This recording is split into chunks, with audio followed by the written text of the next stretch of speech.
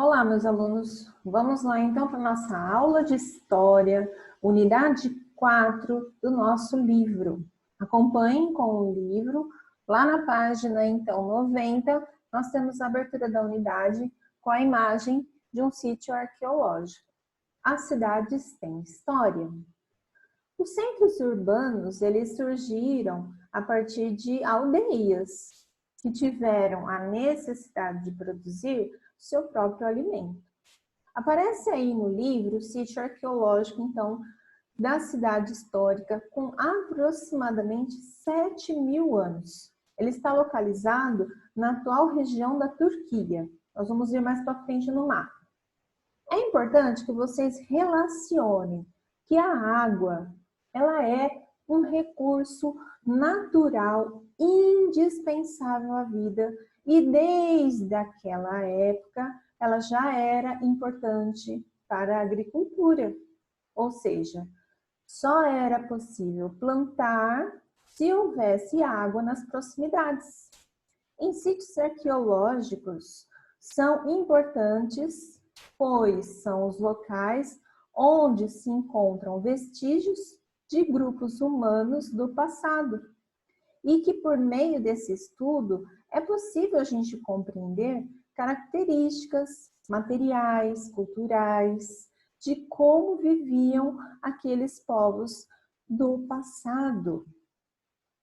Vamos acompanhar agora essas questões que vêm para a gente no livro, na página 93. Então, de acordo com as imagens que a gente viu anteriormente, das cidades que têm em sua proximidade rios, como é o caso da vista do rio de Capibaribe, do rio Tietê, aqui no estado nosso de São Paulo, do rio Guaíba, eles então são fontes de recurso natural. Então, na alternativa A, está perguntando, faça uma lista das características que você identificou. O que a gente consegue identificar que está em comum nessas imagens das cidades brasileiras? Vamos lá, vamos observar. A gente tem construções, a gente tem prédios, isso mesmo. A gente tem vegetação e a gente tem os rios. Então, essas são as características que vocês têm que escrever aí na alternativa A, tá? Vou repetir para vocês. Construções, prédios, vegetação e rios. Na letra B, está pedindo para vocês usarem essa lista que a gente acabou de fazer e deixar somente as características que vocês acreditam também faziam parte das cidades antigas. Então, vamos pensar lá antigamente. Tinha prédio? Não. Tinha construções? Não desta maneira. Então, o que sobra dessa lista? Vegetação e rios, que é o que é para vocês colocarem nessa alternativa, certo? Na alternativa C, está falando sobre as características que a gente manteve, que são os exemplos de recursos naturais que fazem parte das paisagens urbanas e que foram essenciais para as primeiras cidades. Mas um deles foi decisivo para se irrigar plantações, fazer a mistura do barro para a cerâmica, preparar o alimento e saciar a sede dos animais. Nós estamos falando da água, com certeza. Agora a gente vai entrar, então, na vida nas primeiras aldeias. A vida nas primeiras aldeias, como a gente viu na unidade anterior, que de todas as transformações da pré-histórica, uma das mais importantes aconteceu quando os povos primitivos, eles passaram a produzir o seu próprio alimento. Eles deixaram de ser nômades e passaram a se tornar sedentários, lembram? Nas aldeias, as moradias protegiam eles do calor, do frio, tempestades e também do ataque de animais ferozes. Com o desenvolvimento da agricultura, as colheitas tornaram-se fartas e muitas vezes acabavam produzindo mais do que o necessário. Começou então a haver trocas com outras aldeias. Esse tipo de troca recebeu um nome, que vocês vão ouvir falar muito ainda em história. Se chama escambo. O que é escambo? Então, é a troca de mercadorias sem a utilização de moedas. A gente está vendo na representação da imagem. Eu estou trocando uma cerâmica por alguns grãos. Na próxima página, a gente tem, então, a participação da família numa atividade que eu gostaria que vocês fizessem, então, com a família de vocês. Vocês vão ter que conversar, então, com o adulto da sua família e perguntar se ele já adquiriu algum produto por meio do escambo, que é a troca de mercadorias sem o uso do dinheiro. Por exemplo, eu precisei em algum momento da minha vida fazer uma troca. Eu consegui fazer uma troca, por exemplo, de uma moto por um celular, ou de um celular por um outro objeto. Ou seja, vamos pesquisar, vamos conversar com a família sobre isso. Se em algum momento da vida de vocês já ocorreu isso. Tá ok? Isso vocês podem fazer depois com calma, tá bom? E aí vocês registram essa resposta no livro. Agora a gente vai fazer junto essa próxima atividade que tá aí, ó. Pesquise se na sua cidade há um espaço onde as pessoas fazem trocas comerciais sem o uso do dinheiro. Em seguida, registre o que você descobriu e complete os quadros. Essa pesquisa pode ser feita por vocês na internet, tá? Mas eu vou dar uma prévia aqui para vocês. Hoje, é possível identificarmos que existem em algumas regiões feiras que promovem a troca de produtos. Mas o mais utilizado hoje são os através da internet. A gente tem muitos sites hoje que promovem essa troca de produtos. A gente tem lá, se vocês pesquisarem, a gente tem o famoso OLX, a gente tem 1001 Trocas, que é um site que vocês encontram também na internet. É legal vocês perceberem que mesmo sendo uma prática antiga, né, ela é usada até os nossos dias, só que de uma outra forma, utilizando-se da tecnologia hoje, que é muito acessível a nós, a todas as pessoas. Organização das aldeias. Nós temos aí duas imagens de aldeias, né? Inclusive é interessante vocês verem que tem a imagem da cidade de Çatalhöyük, né? E aí a gente vai ver que as primeiras aldeias elas eram formadas a partir de clãs. Mas o que eram clãs? Era um grupo de pessoas unidas por parentesco. Então, quando a gente fala clã, é um grupo de pessoas que tem uma ligação de parentesco. Nos clãs, a terra pertencia a todos. E o trabalho era coletivo e era dividido entre homens e mulheres. Tudo isso vocês vão poder observar lá na página 98, onde vocês vão conhecer um pouquinho sobre essa questão também, 97, desculpa, sobre a questão da organização social das aldeias, ok? Lá vem falando o que a maioria dos homens faziam e o que as mulheres faziam. Leiam também para vocês acompanharem, tá? Vamos lá, você é o historiador, página 97. Vamos acompanhar juntos, então, agora essas questões.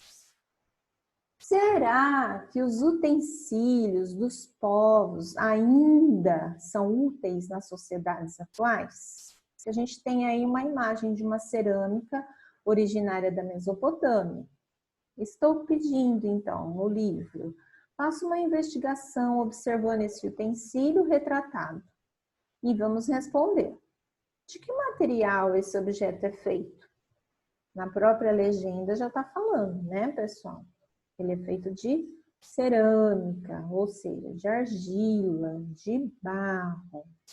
Então, anotem aí, na alternativa A, é um objeto feito de cerâmica.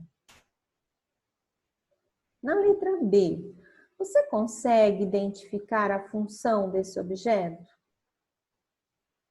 O que a gente pode pensar? Que esse objeto é um tipo de um quê? Por exemplo, parece com uma tigela? Sim, parece com uma tigela, porque serve para armazenar alimentos que eles podiam estar colhendo, ou alimentos que foram preparados. Então, vocês podem colocar aí o que vocês acham que é a função desse objeto, ok? Na letra C, na sua casa, há algum objeto de uso do dia a dia, ou seja, cotidiano, que é semelhante a esse? Se tiver, vocês podem responder qual é o objeto. Se não tiver, vocês só respondam que não, ok? Essa é uma resposta pessoal. Próximo. As primeiras cidades. Nós temos aí, então, a representação de uma das primeiras cidades históricas, como já a gente citou na abertura da unidade, que é Çatalhöyük, uma das primeiras cidades da história, que chamou a atenção dos pesquisadores, pois ela não havia ruas, as casas eram construídas lado a lado, a entrada, né, o acesso das pessoas para entrar nessa casa era pelo telhado, e elas eram feitas de tijolos de barro. A gente consegue imaginar hoje uma casa feita assim, gente? Já pensou? Você ter que entrar na sua casa pelo telhado? Interessante, né? As primeiras cidades, elas se desenvolveram na atual região da Turquia, que é o que a gente vai ver agora nesses mapas que nós temos aí. Nós temos um mapa maior embaixo, mostrando que é um mapa atual da região da Turquia. Como vocês podem ver, vocês têm o rio, os mares e os rios que estão próximos aí da região. Se vocês fazerem a comparação dos mapas, vocês vão ver que no mapa antigo, que está no livro de vocês, e a imagem de baixo é uma imagem atual que eu trouxe para vocês. Vocês vão ver que essas cidades, elas se desenvolveram próximos a rios, onde tinham água. Não tem como você desenvolver uma cidade se não tiver água, né? Então, eles usavam as águas dos rios Tigre e Eufrates, como a gente pode identificar aí no mapa que apresenta no livro de vocês. Conseguem olhar, dar uma observada com a atenção que vocês encontram. As cidades lá da Mesopotâmia, elas tinham uma organização social e econômica. A maioria desses habitantes, eles praticavam agricultura, tinham a criação de animais como ovelhas, cabras, porcos e também na produção de cerâmica.